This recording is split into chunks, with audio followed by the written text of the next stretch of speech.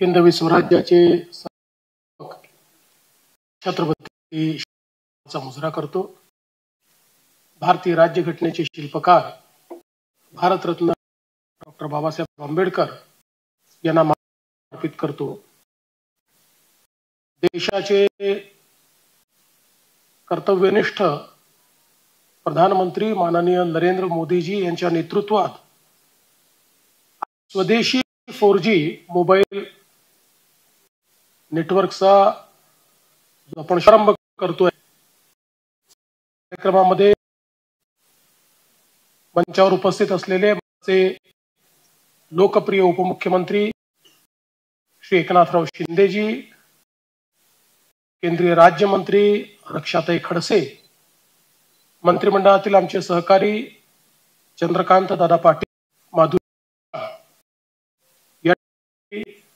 विशेष उपस्थित एअरटेल चे प्रमुख CMD सुनील मित्तलजी, श्री RK गोयलजी, श्री कटवाणी सागर निपाणी जी, श्री हरिंद्र कुमार मक्कर, श्री हेमंत रासने, बापू शिवतरे, बापूसाहेब पटेल टिळेकर, गोरखे, जगदीश मुळे, घाटे, सर्व मान्यवर आणि माझ्या आणि बंधूंनो, आज ही अतिशय गोष्ट आहे की BSNL 92,633 टावर्सचं उद्घाटन माननीय प्रधानमंत्री महोदय होत आहे।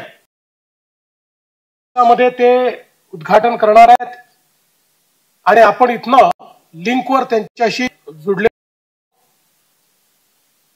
या 2037 नवीन टावर्स मध्ये जवळपास या ठिकाणी 9,020 टावर हे आपल्या महाराष्ट्रात आहेत आणि आपल्या 24,680 गावांना 4G चं नेटवर्क हे या नवीन माध्यमात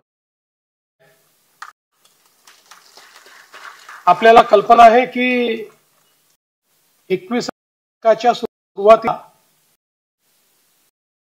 तत्कालीन माननीय अटल बिहारी वाजपेयी गोल्डन क्वाड्रिलॅटरल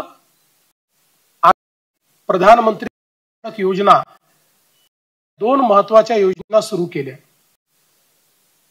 त्यावेळी अटल बिहारी वाजपेयी म्हणाले होते की आपल्या विकसित करायचं असेल तर कम्युनिकेशन हे महत्त्वाचे आहे आणि त्या दृष्टीने भारताला पूर्व पश्चिम उत्तर दक्षिण तर जोडावंच लागेल, पण त्यासोबत प्रत्येक गावापर्यंत रस्ता न्यावा लागेल। कारण जेव्हा गावात जातो त्यावेळी तो केवळ रस्ता नसतो, तो विकासाचा मार्ग असतो। कारण त्या रस्त्याने शिक्षण आणि एक गावामध्ये पोहोचतं, त्याच रस्त्याने गावातला भाजीपाला, दूध, अन्न हे शहरापर्यंत किंवा मार्केट पर्यंत पोहोचतं। त्यामुळे एक रस्ता हा अर्थव्यवस्थेची म्हणून त्या ठिकाणी काम करत असतो आणि या देशात 6 लाख गावात रस्ता पोहोचवण्याचं काम श्री वाजपेयीजींनी केलं। 21 शतकामध्ये कम्युनिकेशन टेक्नॉलॉजी प्रचंड मोठ्या प्रमाणात बदलली आणि आपल्या लक्षात आलं की केवळ रस्ता नाही, आता विकास कनेक्टिव्हिटी महत्त्वाची। जोपर्यंत मोबाईल कनेक्टिव्हिटी, इंटरनेट हे गावामध्ये पोहोचत पर्यंत 21व्या शतकाचा पर्यंत नेऊ शकत नाही। आणि म्हणून माननीय प्रधानमंत्री मोदी नेतृत्वात गावापर्यंत प्रयत्न सुरू झाला, टावर्सची करणं सुरू झालं आणि सगळ्यात महत्त्वाचं होतं तर 2020 संदर्भातलं पहिल्यांदा ज्यावेळेस टेंडर काढलं त्यावेळी फारसं कोणी केलं नाही, कारण जगामध्ये स्वीडन, चायना, फिनलंड आणि साऊथ कोरिया होतं ते देण्याची क्षमता चीनची होती, पण त्याला ते देणार नव्हतं आणि म्हणून त्याला योग्य प्रकारचा रिस्पॉन्स आला नाही. त्याच वेळी प्रधानमंत्र्यांनी हा निर्णय केला, आत्मनिर्भर भारत बनवायचा असेल तर तंत्रज्ञानाकरता दुसऱ्यावर अवलंबून भारताला ठेवणार नाही आणि स्वदेश नारा देत आपल्या देशातल्या कंपन्यांना त्या ठिकाणी एकत्रित होऊन त्यांच्या माध्यमातून आपल्याला हे कसं करता येईल याचा प्रयत्न सुरू झाला. आणि मग C.IIT, IIT, Tejas ITI, TS आणि BSN असे सगळे एकत्रित आले आणि शुद्ध तंत्रज्ञानावर आधारित आम्ही वरच्या माध्यमातून 4G ची निर्मिती केली आणि जगातला 5वा देश हा भारत. एक लक्षात ठेवा, भारताला त्यावेळी कोणी चॅलेंज केलाय त्यावेळी भारताने दिलेला आहे, आपली क्षमता दाखवली. आणि आजही काही देश आपल्या हे जे 4Gचं उत्तर आपण दिलेलं आहे तशाच दाबण्याचा प्रयत्न केला तरी भारताच्या प्रधानमंत्र्यांमध्ये ही क्षमता आहे की या भारतातील जे ज्ञान आहे, जे तेज आहे, जी कर्मण्यता आहे याला एकत्रित करून जगाला आम्ही उत्तर देऊ शकतो. तेच उत्तर म्हणजे आजचा कार्यक्रम आहे की ज्याच्यामध्ये शुद्ध तंत्रज्ञान हे आम्ही या ठिकाणी तयार केलंय. आज गावामध्ये ज्यावेळी इंटरनेट पोहोचतं, कनेक्टिव्हिटी पोहोचते, त्यावेळी गावाला आपण जगाशी जोडत असतो. आज आपल्याला माहिती आहे की आरोग्य सेवेमध्ये जर कनेक्टिव्हिटी असेल तर जगातला देशातला जो सगळ्यात डॉक्टर आहे तो त्या गावात जाता देखील त्या गावातल्या पेशंटला ट्रीट करू शकतो. त्या गावामधल्या शाळेची क्षमता किती असू द्या, पण जगातलं सर्वोत्तम शिक्षण हे त्या ठिकाणी आपण देऊ शकतो. त्या ठिकाणी आमच्या शेतकऱ्यांकरता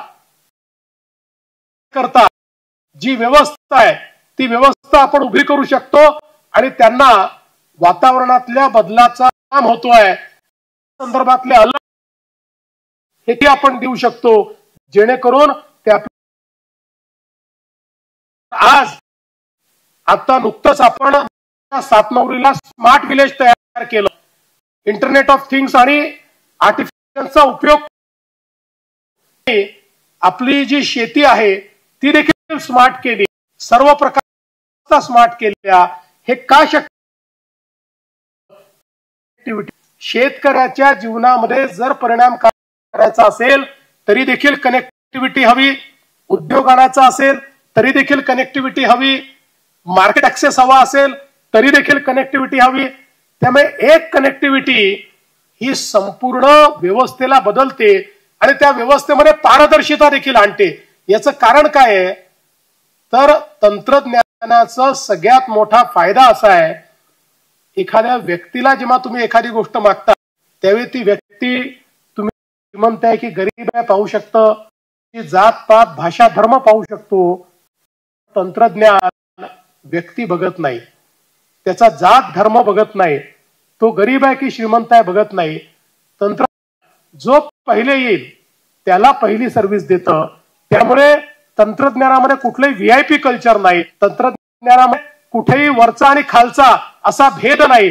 भेदरहित व्यवस्था म्हणजे तंत्रज्ञान आणि ती भेदरहित व्यवस्था आणि पारदर्शी व्यवस्था ही जर आपल्याला गावापर्यंत पोहोचवायची असेल तर त्याचं एकमेव साधन ही कनेक्टिव्हिटी आहे आणि ती कनेक्टिव्हिटी आज या 4Gच्या माध्यमातून पोहोचते.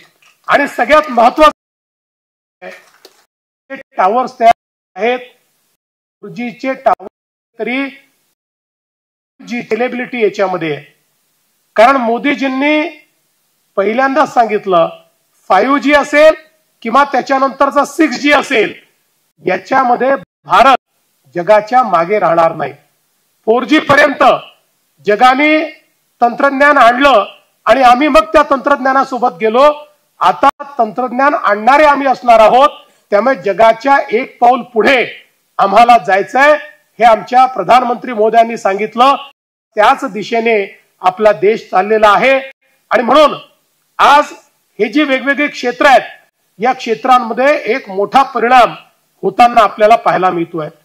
महाराष्ट्रामध्ये आपल्या सरकारने निर्णय घेतला, ज्या नागरिकांना वेगवेगळ्या विभागातनं 1100 सेवा आपण देतो, या सगळ्या सेवा आपण ऑनलाईन उपलब्ध करून देतो आणि हळू या सगळ्या सेवा व्हॉट्सअपवर देखील उपलब्ध करून देतो। कोणालाही सरकारच्या कार्यालयामध्ये जाण्याची आवश्यकताच पडू नये, लोकांना आपल्या मोबाईलवरनं सगळ्या सेवा घेता आल्या पाहिजे, ही व्यवस्था आपण उभी करतोय। पण ही व्यवस्था यशस्वी कधी होईल?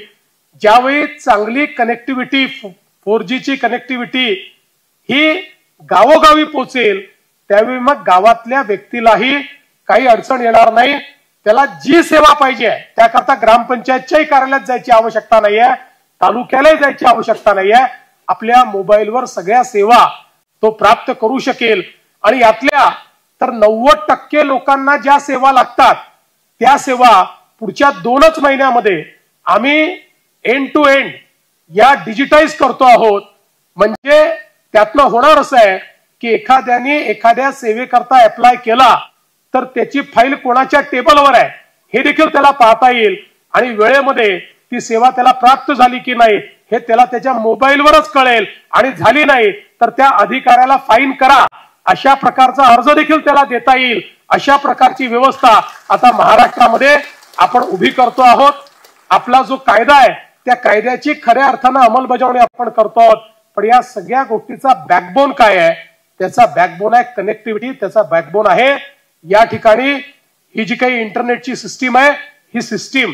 आणि म्हणूनच आज आपल्याला माहिती आहे की मोदीजींनी भारत नेटच्या माध्यमातून गावोगावी फायबर नेण्याचा प्रयत्न सुरू केला। आपल्या आपण मोठ्या प्रमाणात फायबर घेऊन गेलो आहोत। आता आपल्याला त्याचा सेकंड जो एक विषय तो आपले मोदीजी या ठिकाणी पोहोचलेले आहेत, त्यामुळे आजच्या कार्यक्रमाच्या निमित्ताने मी BSNLचं आणि सगळ्या लोकांचं मनापासून अभिनंदन करतो आणि महाराष्ट्राच्या वतीनं मोदीजींचे आभार मानून मी माझे 2 शब्द संपवतो। धन्यवाद। जय हिंद, जय महाराष्ट्र। धन्यवाद आपल्या आश्वासक